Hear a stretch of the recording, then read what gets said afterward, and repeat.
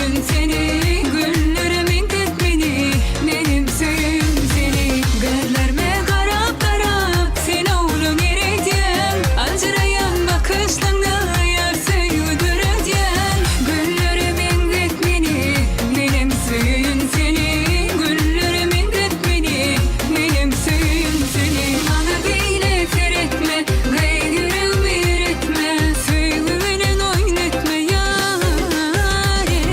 Ben yarın yana yana, koyan beni hayrana, sen başımı aylama yâre.